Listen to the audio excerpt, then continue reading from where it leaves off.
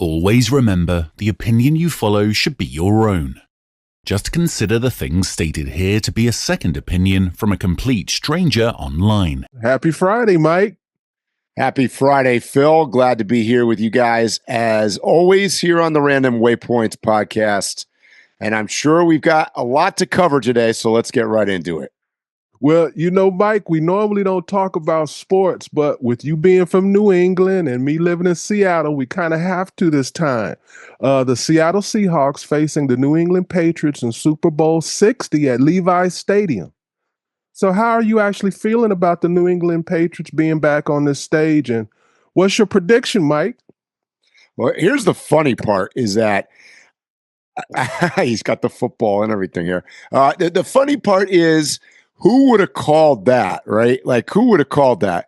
And you got to admit, like, when the Patriots were playing the Broncos, there was nobody in the United States rooting for the Patriots. I mean, except for a pocket of New England, right? I mean, that's got to be the way. So now, having said that, and yes, I am from New England, I have never been a Patriots fan, so that's a disclaimer. I've been my whole life. I've been a Dolphins fan. So, be that as it may, and obviously that comes with a whole line of sadness, of course, for the last I can't tell you how many years, basically my whole lifetime. My prediction is, this is a tough one. I'm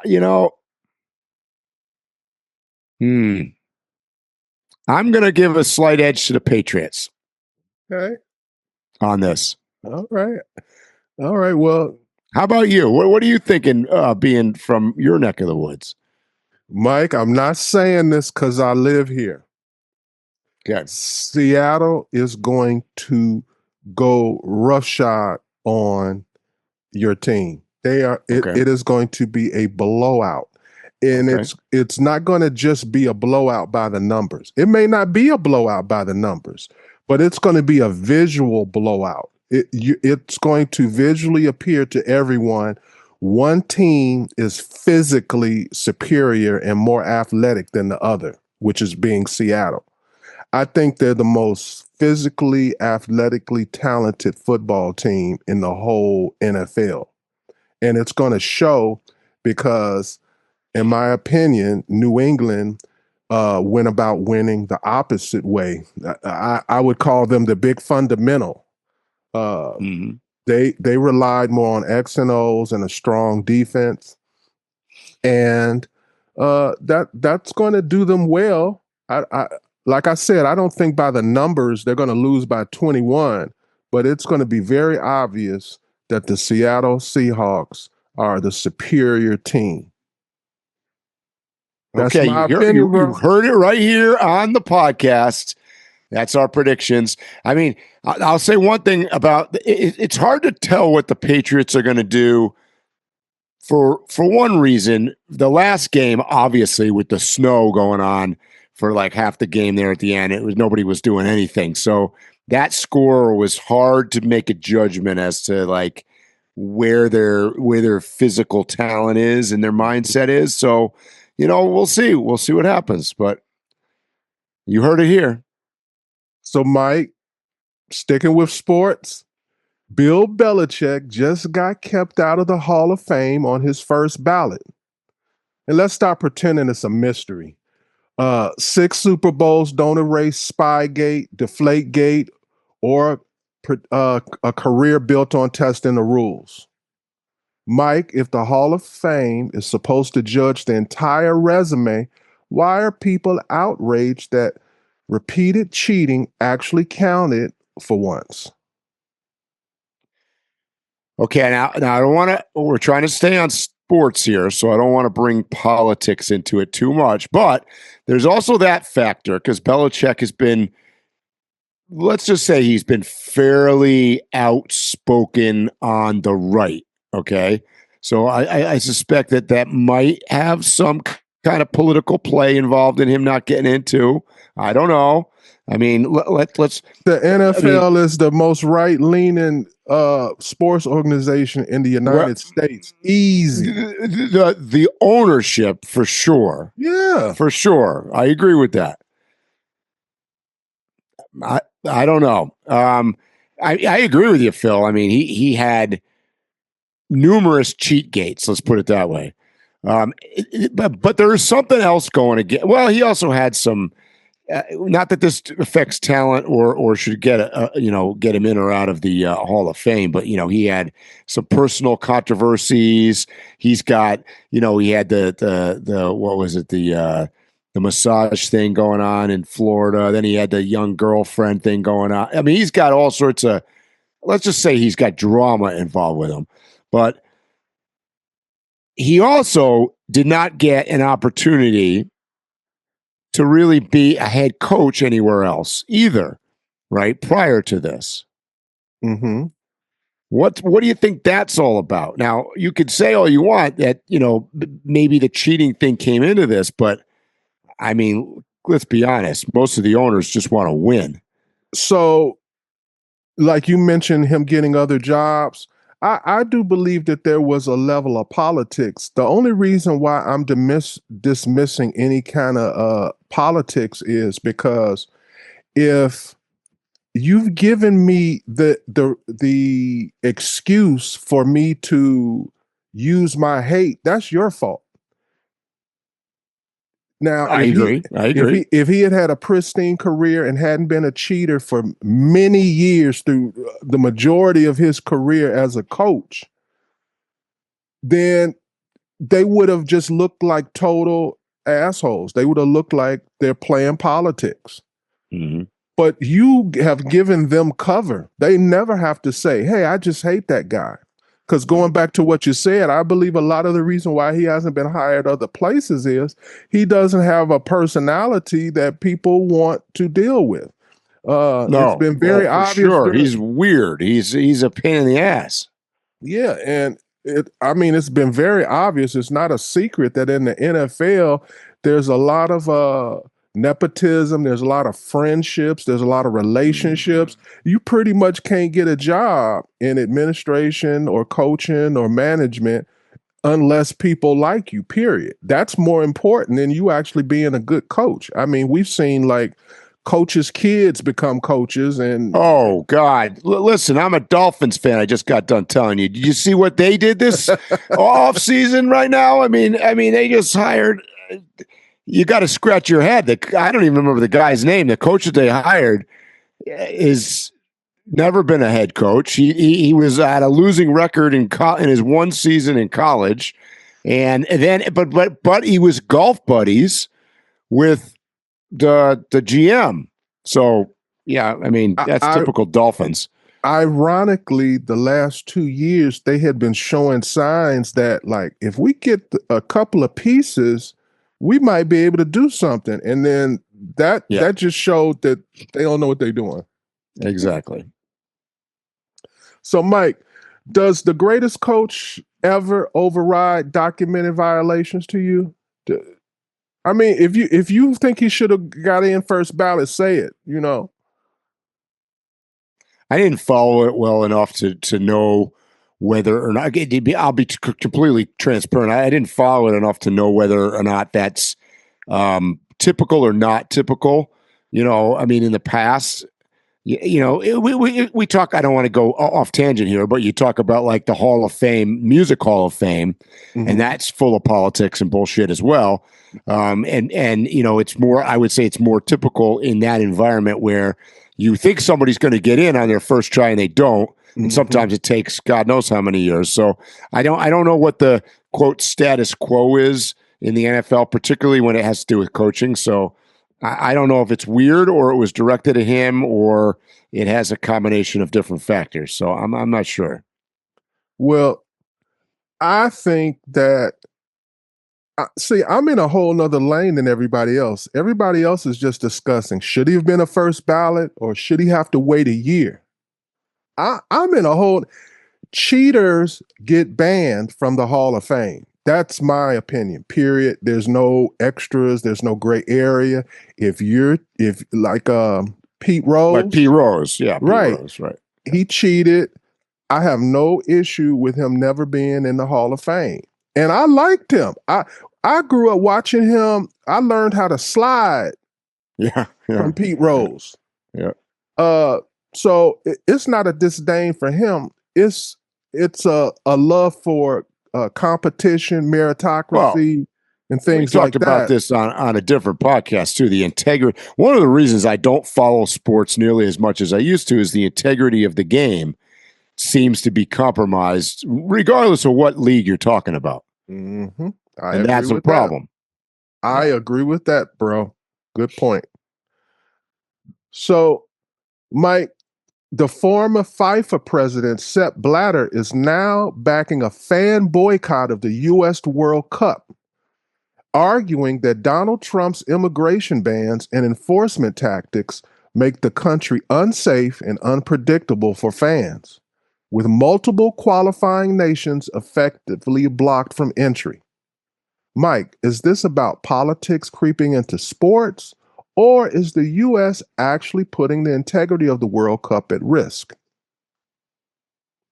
I mean, I think a lot of it's a bunch of hot air, but I do think that some of the immigration policies, particularly concerning, like, I'm going to call it, certain targeted direct countries, could very well be affected by the policy.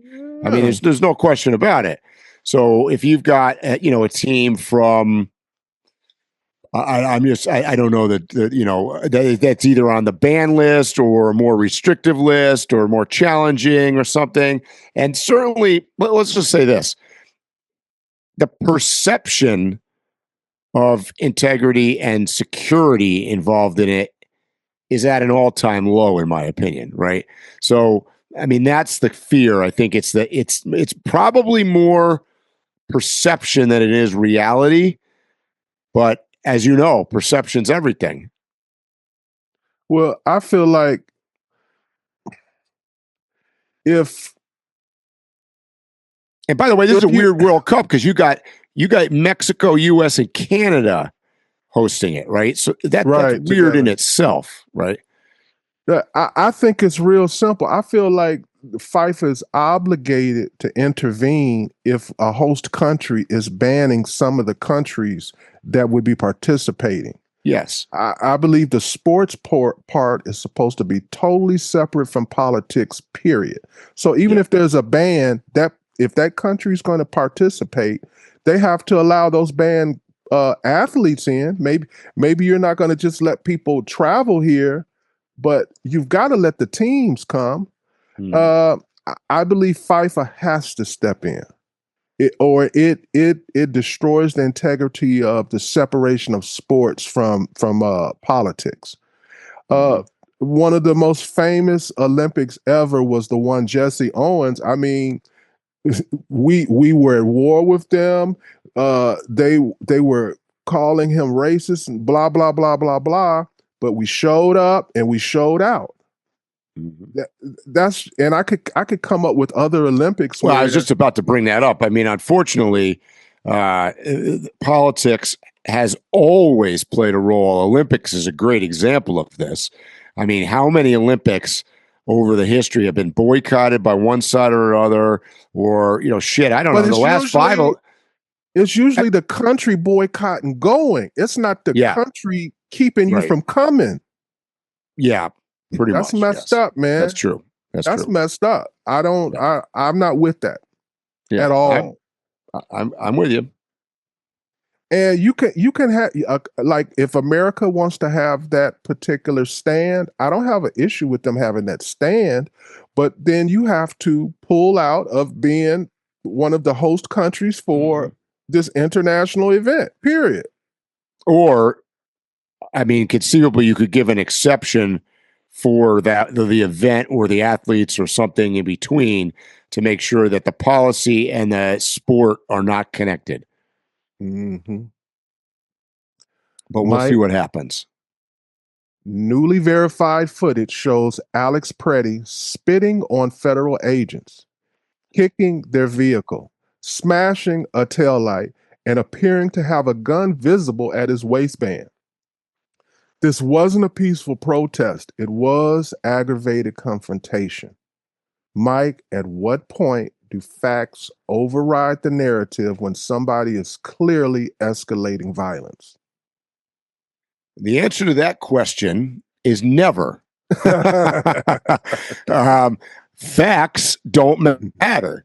I mean, and this is a big, broad conversation. And as you guys know on our podcast, we are going. Well, I'm going to speak for myself. I don't want to speak for Phil, but I think he's going to agree with me. We look at the facts, and we're going to look at this from the top down, without taking a side on one side or the other. And I know most of you guys probably hate us for that, but I want to start out by this whole conversation by saying one thing does not necessarily equal another, okay? So just because I say one thing does not mean I believe that whole line of questioning or facts. But that's number one. But number two is this whole conversation, and we kind of touched on this a little bit last week, but we didn't. So I think today's the day we're going to touch on it. This is coming from a greater thing, okay? That this whole Alex Pretti thing is not about Alex Pretti and ICE, okay?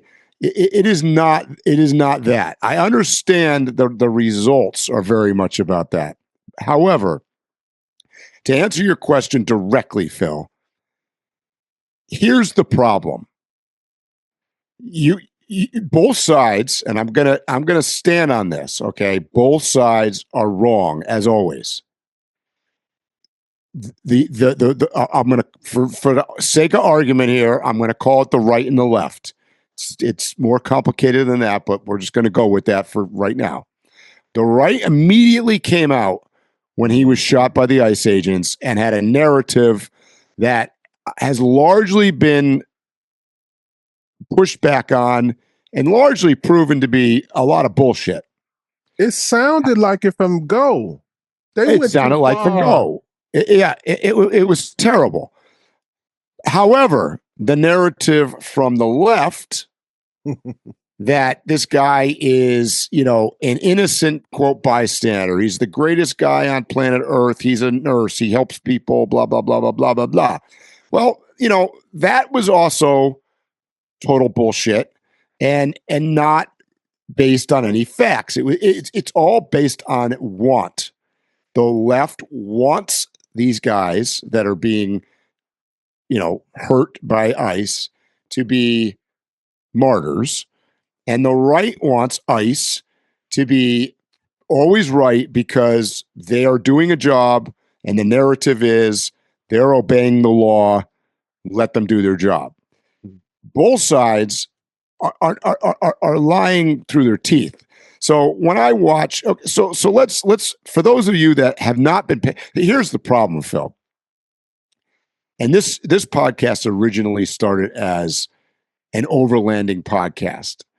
And I'm gonna use overlanding here as a basis of explaining what I'm talking about. But where we've reached as a country, as Americans at this point, has shown me in the last week since the Alex Pretti got killed. If I go through my Facebook, Instagram, TikTok friends that are overlanders, we have hit what I would consider to be the breaking point. I think we've crested the top of the hill, because I don't know if you've noticed the same, Phil, but a large percentage of my overlanding friend population has taken a side now. And a lot of those people were holdouts. A lot of them, yes, on both sides. Yes. But we've now, as a country, hit this breaking point where you're not allowed to. It's like Salsa, the bicycle manufacturer company, came out the other day and said, "Look, staying quiet is not an answer any longer. we have to make a statement because they're affiliating themselves with Alex Pretti because he was a bicyclist, right? And supposedly, and now I've got, as you know, I'm a cyclist, so I'm in a cycling community, and all of a sudden I've seen a lot of my people I follow nationwide that are in the cycling world are going to be this weekend or whatever coming up are going to be staging cycling events and things because to support their fellow cyclist and Alex Pretti. It's like, where in the fuck did that come from? But my point is that all of us have been sucked into this. And this is what I mean. It's not about ICE or Alex Pretti. This has come back to the left versus the right. And everything that is right or Trump or ICE is bad, and everything that I'm from one side, and then from the other side, anybody that is going to protest or take a stand against government policies or take a stand against weapons or guns or any of that kind of stuff is bad. I mean, there's no in between. There's zero gray area involved in this. But the reality is, from what I can tell, and since we're going to keep the middle here, Alex Pretti was an agitator. Absolutely. And a week before, and by the way, this is only one instance. We don't know. He could be doing this for many weeks. But I'm going to give you the narrative that probably most closely aligns with the truth. From what I can tell, and by the way, you got it. The other problem with the left versus the right problem is that all of this is being gasoline is being thrown on the fire from the media. So you've got to dig, and because and the only reason I dug so deep is because I host a podcast with you. But I looked into this and I dug and dug and dug and dug, and it wasn't that easy to get information, by the way. You go on there and there's AI that's bullshit, and there's narratives that are bullshit. From what I can tell, this guy may, and I'm saying may because I haven't 100% confirmed it, but it would appear that he might have even quit his job weeks before this, had become so agitated that he was going to ICE events. I'm going to call them events. I don't know what else we're going to call them. ICE raids, interfering with federal officers on multiple occasions. And in that week before, it came out early on, I think CNN reported that he got a broken rib from being pushed down by the ICE agents. This was a week before he got killed. And ironically, when it first hit the news, I think CNN tried to spin it as, look, ICE beat the shit out of this guy before. It's like, well, yeah, but I didn't take it that way. I took it as, well, that means a week before he was also interfering with federal agents, right? So this guy damaged vehicles, yelled all sorts of, swear words and whatnot at them, whatever. But got himself into a situation I think you and I talked about last podcast. A sane human being would not put themselves in a position to become injured or worse, dead. Especially knowing that the narrative in the United States right now, especially seeing what ICE has done in the past, and especially seeing that clearly it doesn't work. And my biggest problem with this thing is that he was pushed to do this, in my opinion. I don't think he would have been there if it wasn't for the mayor, the governor, the other people on the ground there, politicians at a higher level, which, by the way, are not risking their lives. Not risking their lives. They're not getting in front of ICE agents armed and pushing them and shoving them. And they're not doing any of that. All they're doing is getting on TV and saying, ICE is bad. Trump is bad. They're breaking the law. We need to protest. We need you to get the fuck out. All that stuff. That's inciting violence. Now, I'm not saying that ICE on the other side of this is innocent by any stretch of the imagination. By any stretch of the imagination. Trump's policies, ICE policies, their interaction with American citizens in particular has been nothing short of a fucking complete train wreck disaster. Train wreck. Because, by the way, they're also aware of the narrative, right? They know the narrative. They're hearing the narrative. They know damn well that the other side is tricking their constituents to go out and protest. So they know they're going to get into these conflicts. So, I mean, I'm going to say one final thing and then you can talk. When he did get shot, and this is really hard to find, I did a ton of research. It appears that it is unfortunately a very sad accident. But what it looks to me, what happened is the ICE agents took him down. One of the ICE agents found that he had a firearm on him, grabbed the gun, and yelled "gun" because that's what you would do. That's what you would be trying to do. You'd grab it and go "gun," and then mistakenly fired the gun. I think when he got it off his body, I think that gun fired one shot. You can hear it. And if I'm a federal agent and I hear somebody scream "gun" and then I hear a gunshot, I'm shooting. So I think that reason that they let go 10 rounds, I know the left wants you to hear that they executed him with 10 shots and everybody celebrated. I'm not at all defending ICE in this because it was, in my opinion, was an unjustified killing for sure and an unjustified use of force. But I do think that what's going to come out, which I'm sure the left is going to try to block because they don't want that narrative, and I'm sure the right is also going to try to block it because they don't want their narrative that the ICE agent fucked up.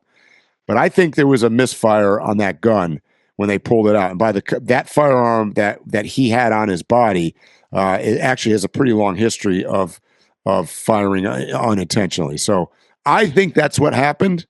And I'm not justifying either side. I'm just telling you what I think happened. Oh, I get it, Mike. So taking everything into consideration, I agree with everything you said. Extremely logical, simple logic, in my opinion. It brings the question to me as to then why are the media outlets still framing this as he was a peaceful protester? Because they I hate to say this out loud, but they just want advertising revenue and they want to incite more chaos. Whether you're look, if I and I do this all the time, we've done this on the podcast before. If I go to MSNBC right now, the narrative there is clearly 1,000,000% that he was a peaceful nurse and he was helping this woman, which, by the way, if you watch the video, I don't know about helping her. It looked like he was dragging her towards the ICE agents. But, and then if you look at Fox News is 100% pushing the narrative that this guy is, a professional agitator.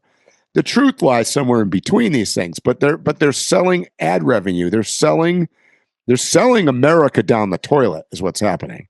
I mean, and I want to touch on something about his behaviors that I haven't really heard anybody mention.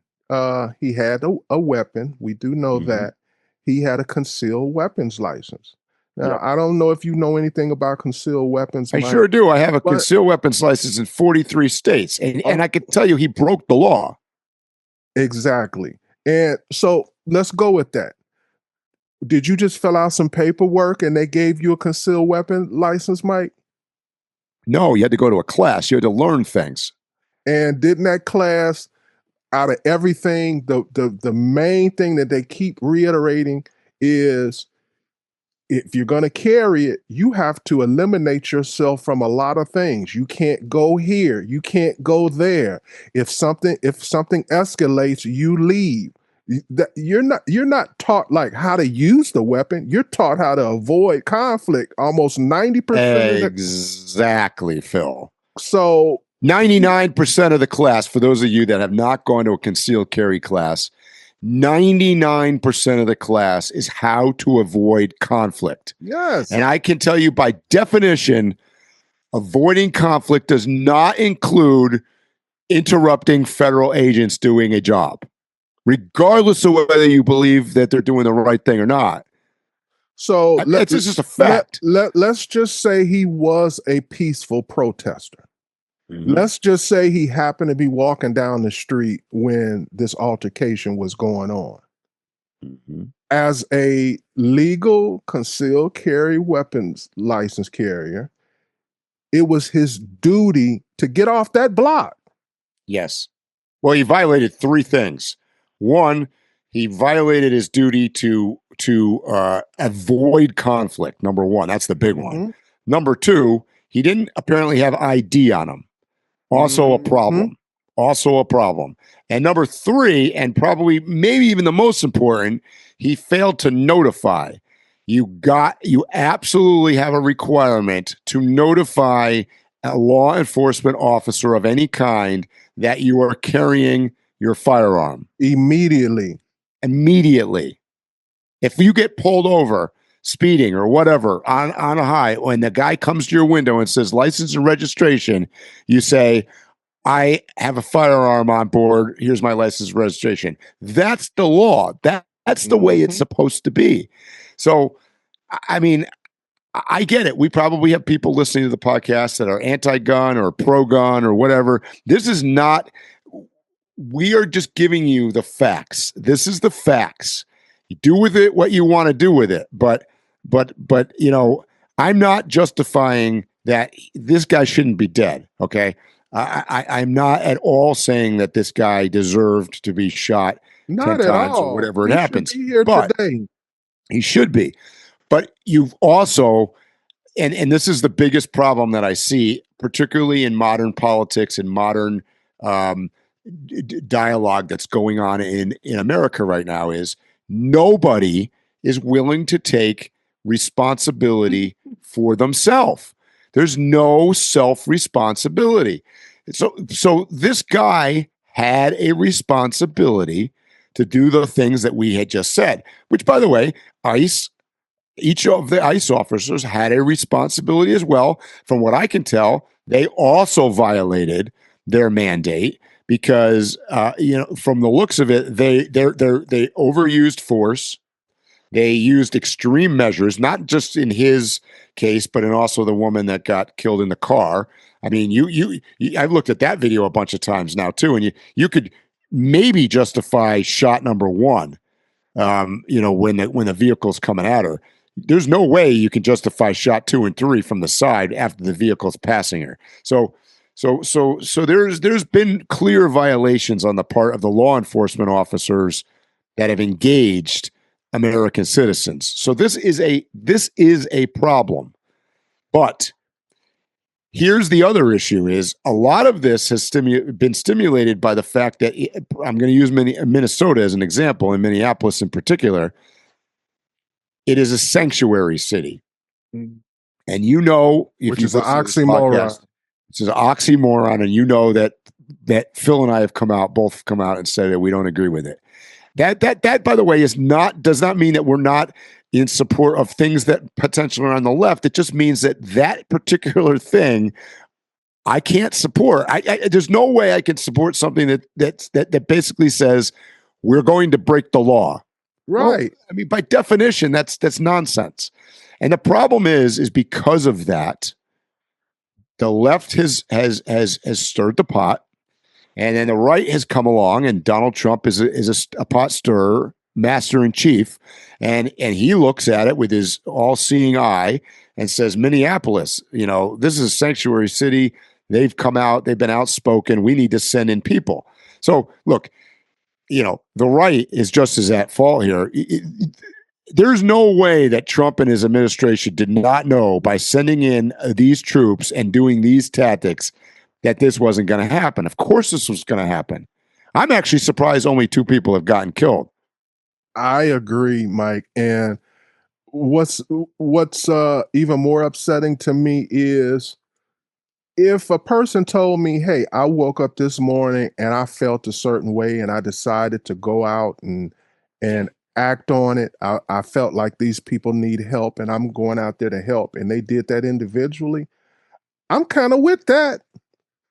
But these organizations that are being funded by people who have a much bigger picture idea of what they want, their strategy is far beyond just that protest, and they're using you as a tool. Yeah. That's where I have the problem. And so it's one thing if friends of mine go out and stage a rally this coming weekend with their bicycles and go do a ride in remembrance of him to bring to the public's knowledge that, hey, we don't support ICE, we don't support their tactics, we don't support Trump. That's perfectly fine. That's not the same as standing in front of federal cars, breaking taillights. That's different. That takes it to a different level. And as soon as you take it to the conflict level, who knows what's going to happen? And that's the problem. So, Mike, at what point does warning your neighbors and things like that become obstruction or provocation? Where's the line for all of this stuff? Because I don't know. I would feel differently if it was, a guy. Let's say this guy that got killed. Let's say he was on the porch next to where they were going after this, whoever ICE was going after, and he just starts blowing his whistle or whatever. Okay, that's, in my opinion, anyways, that's different. That's not getting involved. I mean, I think you're still putting yourself at some risk doing that, knowing what the narrative is in the United States. I think that's a lot safer than being on street level, standing there on the curb trying to block agents or yell at them or look, because at the end of the day, everybody's human involved in this, right? And the problem is, as soon as you get humans involved in anything, there's going to be human error and there's going to be emotion. These are not robots, so, it's better. Why don't you just vote out what you don't like? Whatever happened to the America where we could vote out what we don't like? We voted that. By the way, the ICE policy, the enforcement action that's going on, you know who established all of this? This was not, yeah. This was not Trump. This is not Trump's ICE. This is not Trump's policy. This is not, none of this is. So there's a huge misconception. And by the way, Tom Homan, the guy that they just sent in, what is he, Department of Homeland Security guy that they just sent into Minnesota to try to take the heat down a notch. And he's like, if you go on, I don't care what left wing thing you go on, Tom Homan is Satan, right? Mm-hmm. Look him up, guys. Look him up. See who nominated him. See who put him in his position. See where he came from. He didn't come from a Republican administration. He didn't come from Trump. I mean, he before working with Trump, he was considered one of those people that administrations could use, and both sides felt like he was a neutral person. Exactly. That he just did his job and he was effective. Yeah. So the problem is now we've reached this point, and this is what I said. I feel like the Pretti shooting has got us to the top. We are at the breaking point. And like I said, because I see friends of mine that are not even political getting I mean, it's one thing for a bunch of bozos like you and I that do a podcast to talk about this shit. But I see people that are not political starting to post stuff all over Instagram, social media, different venues that, to my knowledge, never really, and I know a lot of them pretty well, that never really were political. But now even the next tier of people is getting sucked into this. My fear is everybody is going to take a side. So you're going to, let me paint this shitty picture for you. We're going to go to Overland Expo in Flagstaff, and you're going to have, you used to have the moto section and the the vendor section, and then you got the DIY section. We're gonna have like the left wing section campground and the right wing section campground. And I'm not. This is not bullshit. This is real. This is honest to God real. I can see people not associating and experiencing it. Right? Mm-hmm. C'est la vie. But here's the sad part. How do we? None of this doesn't need to happen. So what would be the solution, Mike? Seriously, that's a serious question. What would? Well, because I don't see one. Well, let me take the two extremes, right? So the contrast is Biden administration's immigration policy versus Trump immigration policy. So clearly, those two are probably the most contrasting policies that you could ever pull out of thin air. Both obviously didn't work. I mean, I could tell you now, we're only a year into Trump, but Biden's 4 years didn't work. That immigration policy sucked ass, right? I mean, it's one of the reasons why we're in the situation that we're in, where so many of these people got into the country. It was obviously a border issue, which brings up other problems. So Trump goes about trying to fix that problem. The problem is that the tactics that he's using, and the narrative. See, a lot of this is like it was like what I said earlier on the podcast about, perception is a lot more real sometimes than reality itself. Trump's perception sucks. Okay, I agree. You know what I'm saying? What he spews out there, for a large percentage of the people, can only be taken as negative because it's just like, oh my God, what a bunch of googly gop. We know he's full of crap. He's just a mean human. So like that, he's not winning any support except from his increasingly growing, more and more radicalized right. Those people are loving it. Right? His base is becoming even more radicalized. But meanwhile, you've got the other side. The left's base is also becoming more radicalized. So suddenly you've got these two radicalized narrative people, which, by the way, the radicals control the media, it would seem. And all of us, I'll kind of call all of us and all of you guys out in Listenerville that listen to the podcast, we're like the normal people somewhere in between. But the problem is you're getting pounded from both sides. Yeah, if you watch us long enough, we're going to say something you love and we're going to say something you hate. Because we probably all within 2 minutes. Right. Because I'm going to tell you something great about Trump, and then I'm going to tell you something shitty about Trump. Mm-hmm. And it seems as though we have a society now in America where you have to pick a side, and once you pick that side, you cannot say anything whatsoever about your side in a negative fashion. It's kind of like when I don't get into arguments with people about who's the greatest basketball player of all time, not because I don't know who it is, but I think it's Michael Jordan. But I'll say something like he had a pat left hand dribble, and his mid-game jump shot was suspect, and people will get mad at me. And I'm like, why can't he be the greatest basketball player but still have flaws?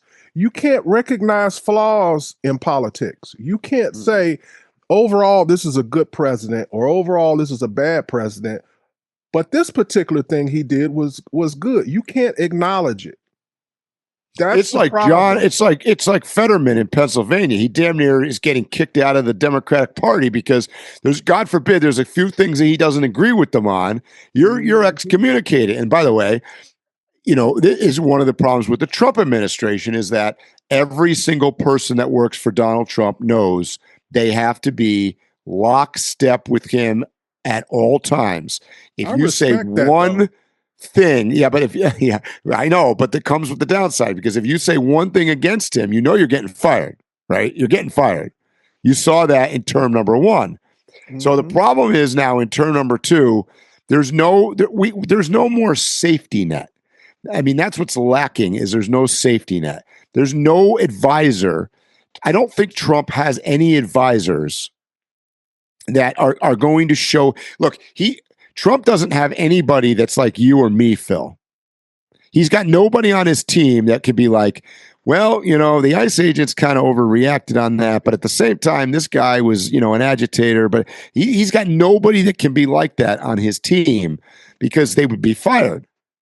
So we've lost, both parties, by the way, have lost their ability to make rational decisions because they surround themselves with, by and large, with people that are just rabid fans. And that's why I can't pick on Trump in this regard, because when Biden was in office, he was almost a full retard up in there, and yeah, for sure. Nobody was willing to say anything. And I could every administration tell you about a president doing something crazy, and everybody backed him. Right. So this is not unique to him. He's just more overt in his actions and statements about these type things. He fires you out loud, and then he talks about how you were not a good employee. Right. That's the only difference. But the actions are the same. Yep, I agree. You can't go against the president and be in the cabinet or administration, period. And if you do, you're going to be gone. That's every president. Yep. And that's a problem, though, I think. Oh, it's a huge problem. It's the biggest problem. It's the biggest one, Mike. So we can't proclaim to solve anything here on random waypoints, but like, what do you think the solution? I mean, I'll give you my opinion. The solution, and I'm going to use Minnesota as an example. The right thing to do would be to Trump. I'll tell you what the exact right thing to do. Trump should get on an airplane. He should fly to Minnesota. He should sit down with Governor Walz. Just listen.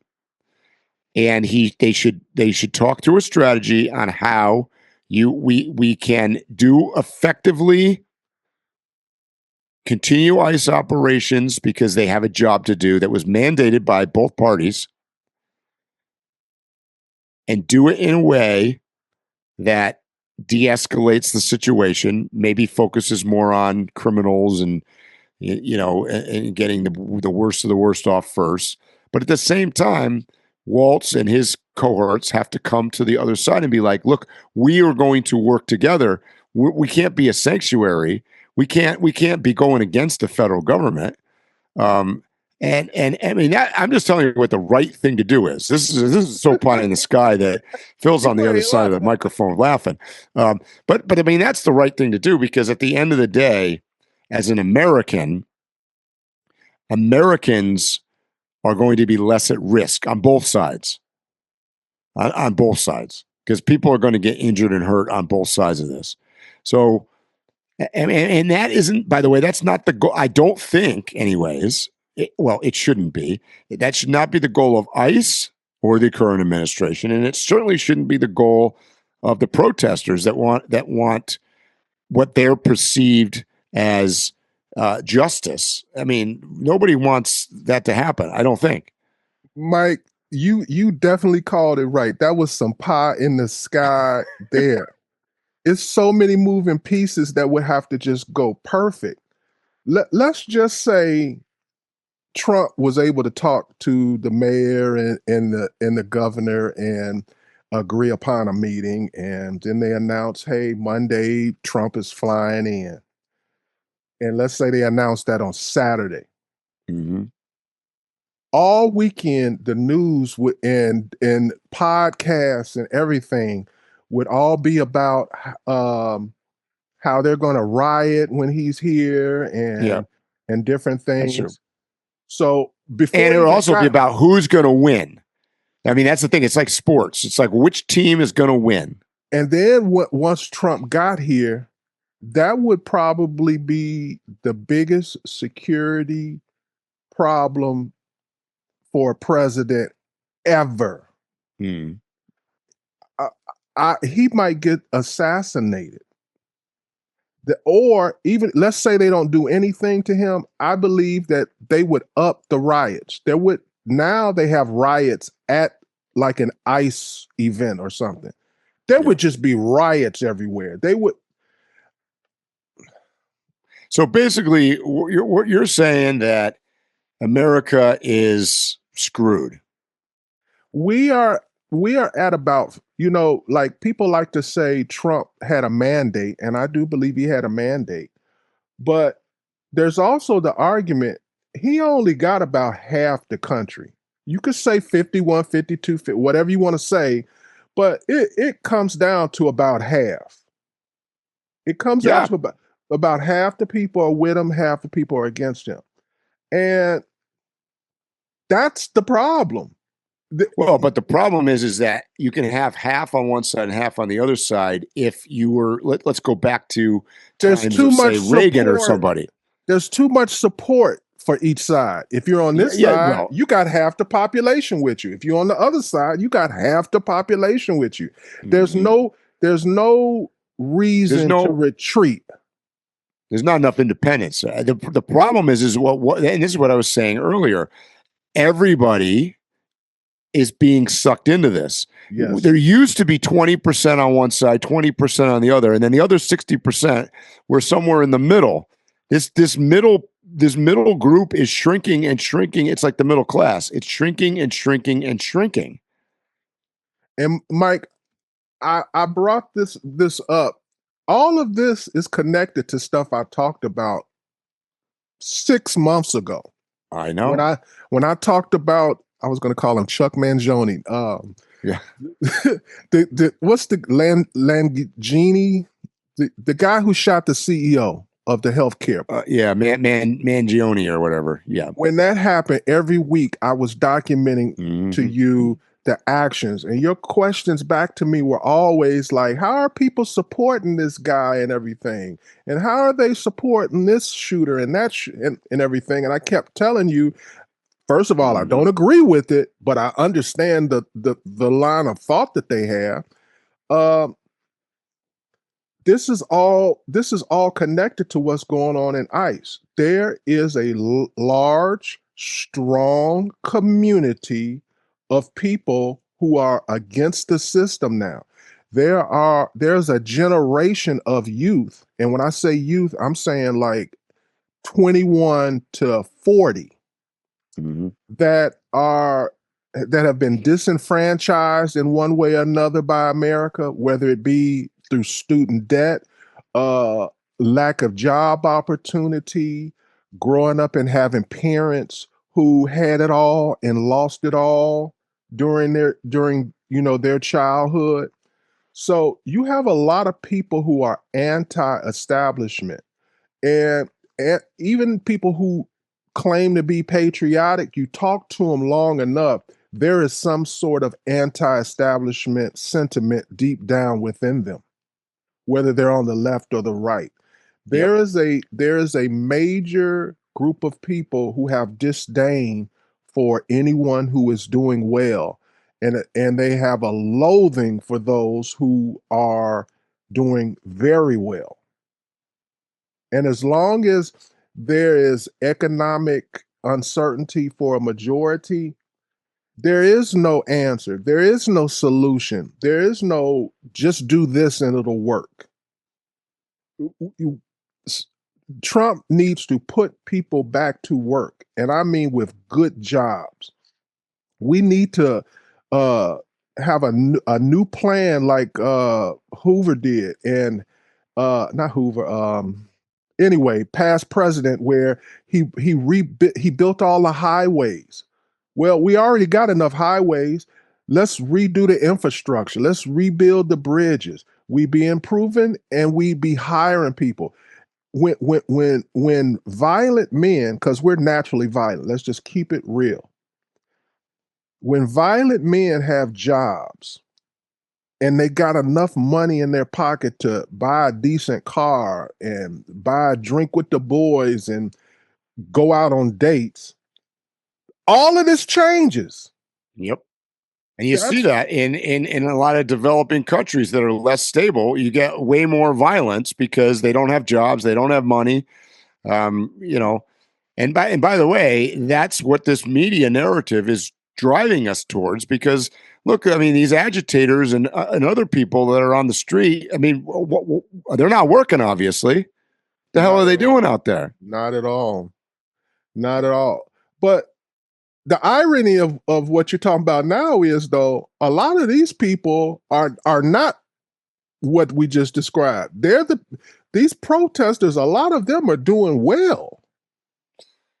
I mean, the problem is, I think you have, this is another thing that we didn't used to have in the old days, but you've got paid people on both sides to, quote, protest, push narratives. It's like lobbying, right? Petty was an emergency room nurse. Mm-hmm. They get paid more than doctors. Yep. The lady who got shot a few weeks before, she dropping her kid off, driving around with her wife. Our world is messed up, Mike. Phil, you don't need to tell me. I mean, I've got great concerns, about a lot of this. And, it was funny. Before I went on the podcast today, I had a pause and I said, so there's part of me that barely even wants to talk about this stuff on the podcast sometimes, because now it could be perceived as the wrong thing, or that we're taking the wrong side or whatever, and that's kind of why I started out today. I always want to be clear, like, at the end of the day, America needs to fix itself, and it needs to get to a point where people can work together. It can be equitable for everybody. And we have to get to a point where you can be okay with not everything going your way. And I'm probably one of the worst people to be talking about this right now, because, I could be accused of, and it's a valid thing, is like, look, I'm not even in the country. For all practical purposes, I've left America. By the way, not for those reasons, but at the same time, some of them, there's part of me that dreads coming back into the States, because, I noticed the difference. As soon as I cross the border, you hear that hum, that noise, the people will start talking to you at Starbucks and be like, what do you think of this? It's like, no, I don't want to, no, I don't want to engage. Right. And I think that in the United States, we've reached a point where, and I just saw it. You had big companies. You've had friends of mine in the overlanding community that have basically said, we can't stay silent. So now people have been convinced that if you stay silent, you are part of the problem. And in reality, I'd argue it could be the other way around. I mean, the problem is that, and I've heard that from both sides, I can't stay silent anymore. I've got to go march and protest of ICE. But I've heard it from other friends that have said, yeah, I got to start talking about this because this is bullshit. You guys are breaking the law, and ICE is doing their job. And, but if both sides didn't say that, we could take the temperature down. So, I mean, that's, so I guess, if anything, you and I are very guilty by putting this podcast out to a lot of people that are going to listen to us, because well, you could take that approach that just us talking about it is negative, right? But at the same time, write to us, send us a message, do whatever you got to do. Contact Phil or I, or both of us. Tell us, do we present facts in the middle and show both sides? I want to know if we are perceived as trying to give you a neutral perspective, anyways. Mike, with common sense. I stopped asking, because every time we say send a email or message or whatever, they do it. I know, we get inundated by stuff, so God knows what I'm going to get now. And it don't be like a little paragraph. No. It's like a book. Yes. Yeah. Here's the first chapter of my book that I'm writing. Yeah, no, I didn't ask for that. But send us some words. I want to know, and maybe we should do a podcast on this. Like, send us your feedback on what you think is happening in America. It doesn't have to be what we talked about today, or it can be. And then we'll talk about it from other people's viewpoints and use some of your viewpoints. Because, I mean, I'd like to believe that we're not in a bubble here, but in some ways we are. I mean, like I said before, when we went on the air, I spent a lot of time researching on the internet and everywhere else to try to be as well informed as possible when Phil and I are talking about stuff. And I'll be honest, especially with AI nowadays, sometimes it's hard to get to the bottom of stuff. Like even when that video came out of him kicking the, I read it was a video on CNN put out first. I think the video of him kicking the ICE car and knocking the taillight off. There were hundreds, if not thousands, of comments from people saying that it was AI, it wasn't real. So, and I get it because I would look at it too and say the same thing. Until his family said, "Oh no, that was him." I thought it was AI too, Mike. And the reason is because up until that point, all the pictures of him made him look like a dainty little dude. And I was like, no, that's fake, because this guy is like, he's taller than all the ICE agents. Yeah. He was a big guy. Right. And so I thought it was BS. But I want to get into that, Mike. Did you see the images that were retouched of him that they were passing around? They literally were using retouched images, and it begs the question, why? So let's start with a base level first of if it's right or wrong. I've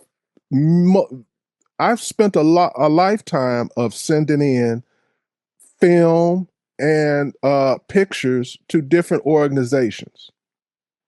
And the directive 100% of the time, it's a known thing. If you're going to work with news organizations, you cannot touch this. You must send the raw file and leave it at that. The moment you do anything, whether it's like maybe something's in the shadow and you want to lighten it up so people can see it, you can't do it. You can't do anything. So they're breaking the most fundamental part of journalism for the simple fact that they did it. Go ahead, Mike. I agree. I mean, I saw one time, it depends on which, it totally depended on which media you were looking at. So if you were looking at the media on the left, they were like they were giving him a tan. They were making him look like more clean shaven. They were like, he was looking like a model. And meanwhile, if you were looking at the right, I mean, the guy, they were trying to make him look like he just sprung out of prison, right? Yeah, he was like homeless. Homeless, the worst angle you could come up with. I mean, so don't for a second think that there's not a spin on everything. And that's my point. I mean, that's my point, is why it's so hard to get to the actual truth. The problem is, I'm starting to wonder whether you and I are the only two people in America that want to get to the truth. Everybody else seems content to just be like, bad, ICE bad, this guy agitator. You know what I mean? Like there's no, they just take it at talking points. I did not realize until the last 6 months how many people are comfortable being disingenuous in conversations. How many people will, because I know some smart people, I know some really smart people that I can't wait to ask them a question. Yep. To hear the way they say it.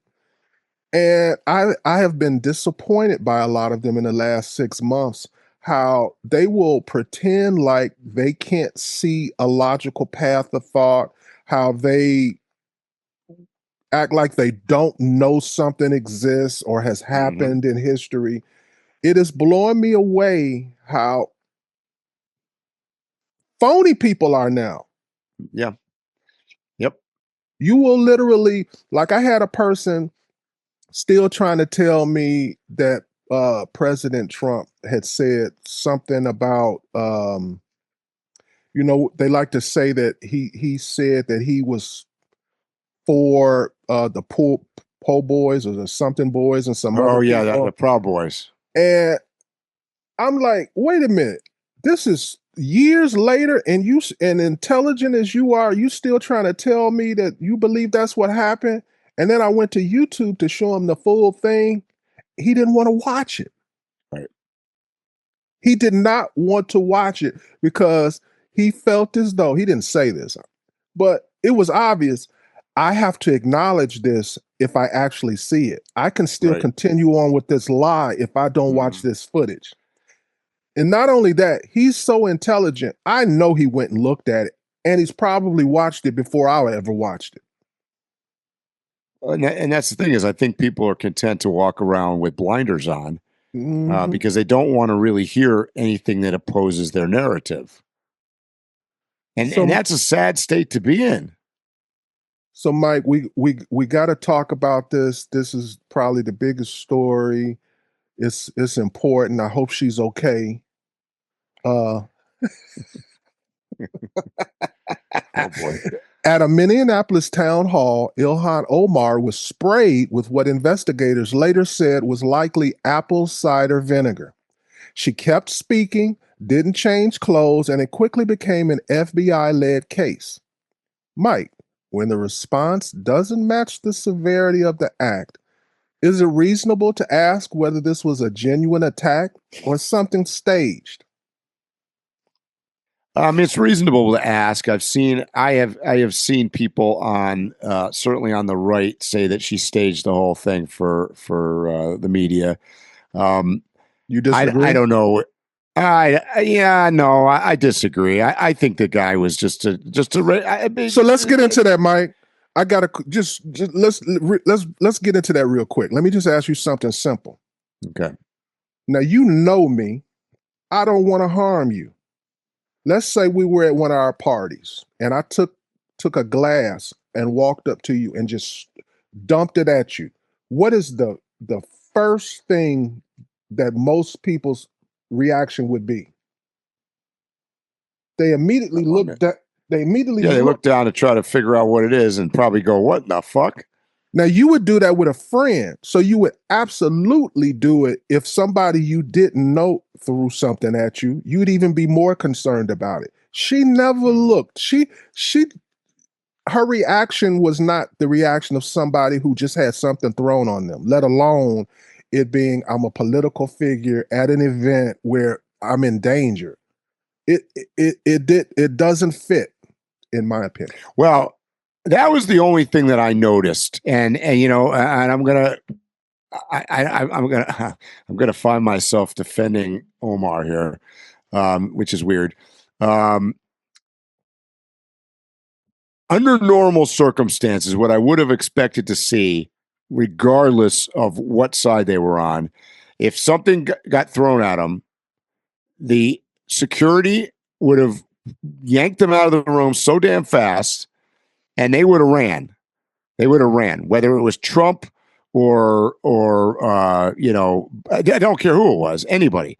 They would have ran them out of the room. They would have ran. They would have gotten out and then figured out and reconvened and figured out what the scenario was. She was so adamant from second one that she wasn't moving anywhere. I agree, Phil. Barely reacted to that. And basically, the first thing that she did was like, "Let's keep going. I'm not going to let somebody interrupt, blah, blah, blah, whatever." She was trying to have her Trump assassination moment. Yes. I'm going to defend her for a second, though. And this is a double-edged sword. I think the cultural difference is significant here. So I think her background and where she came from, I think has a different way of handling threats. Wow. It has a different significance of what kind of threat it is, because look, this is nothing compared to, being shot with RPGs in Somalia. So, this was really, I mean, think about it. This is a different scenario. So I agree somewhat, Mike, but there's some things that happen universally, regardless of outside things. But I'm almost backing up your theory here, Phil, of saying that her cultural differences have not changed over time and have not significantly modified because that she's in America. Because I think you've argued on this podcast before that, and I'm misquoting you, but I'm, that she's barely an American. So I think that this is an example of showing that actually is true. And she's like a warrior that you would find in one of those, look, I've been to Somalia. It's controlled by warlords. She had a warlord mentality in her response. Bro, I'm tired of people coming from other countries telling us how to run our country. And on top of that, you know what? I don't have a problem with, that's the great thing about diversity, giving us outside opinions, different opinions or whatever. So I'm not totally discounting that. But when you come to our country and you start trying to act like you're from a civilization that's superior, with superior thoughts and ideas, and you're bringing those ideas, fuck you. Yep. And yeah, I mean that's what's nice about America. It's supposed to be a melting pot of ideas. But I said earlier on the podcast, Phil, this is the problem. It's not a melting pot of ideas anymore because you've got two ideologically different political parties that are not accepting of any idea that comes outside of their defined ideology. I agree, but I'm talking about people like Ilhan who are from another country. Yeah, she doesn't have any kind of American integration. And even if she had the integration, she has not been here long enough. Her lineage is not long enough for her to have a say in the country. Well, she does. She's got an elected office. There you go.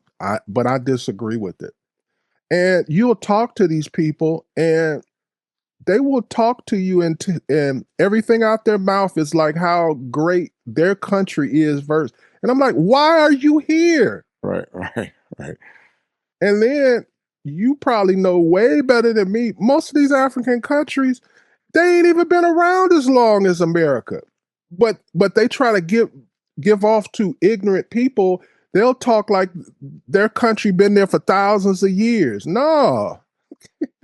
No, it hasn't. That's it right. might not be 100 years. No, in most cases, it hasn't barely been 50. So you are from places where there's constantly coup d'etats, constantly warring, constantly you have children fighting. Which goes to my come point, here Phil. and give a perspective. Well, here's the problem. They are giving a perspective, theirs. And that kind of proves my point even further. The fact that she's in elected office in Minnesota is a problem because look, the conflict and the chaos and the insurrection is not foreign to her. That's the life of places that she grew up in. That's how it is. Mike, one more That's thing. That's not how we want it, though. One more thing about the vinegar stuff thrown on her. So this is, let's say, sometimes people react different than you would think they would react. So let's give her that. Okay, in that situation, would you waive off a medical check or people examining what is been put on you? No. You wouldn't have no concern. It would never cross your mind. Hey, this might be some kind of chemical. This might be the Ebola virus. Right. I agree. None of her actions made sense, in my opinion. as an American? No, as a human. As a human, a person that ain't never been in contact with any first world countries in some village somewhere, if I took something and threw it on you, you would immediately do like this. You would think. Most people. And then if I didn't know what it was, I'd be like trying to figure out what it was. Watch the videos, listeners, and send us what you think. So, Mike, Senate Democrats are willing to let the United States government shut down unless ICE enforcement is restricted, choosing protections for illegal immigrants over keeping services running for U.S. citizens. Mike, when did illegal immigrants take priority over Americans? Oh, God. Well, that's a conversation for another podcast, but I would say that you just defined Biden's policy, period. I want us to do a full-length conversation about that. So that's like my little teaser. Segue to the next week. Mm-hmm. Anything you want to say, Mike, before we go? We better get off of this thing before we get ourselves in more trouble. But hopefully, we presented a middle of the road, top down picture of what's going on that you guys can get stimulated and think, where do I fall in the spectrum of how I feel, and how can I help the situation get better? All right, guys, you know what I'm going to say. Stay safe, tread lightly, and hopefully we'll see you here or on the trail soon. You have been listening to Waypoint Overland's Random Waypoints. Like, subscribe, and stay tuned for more.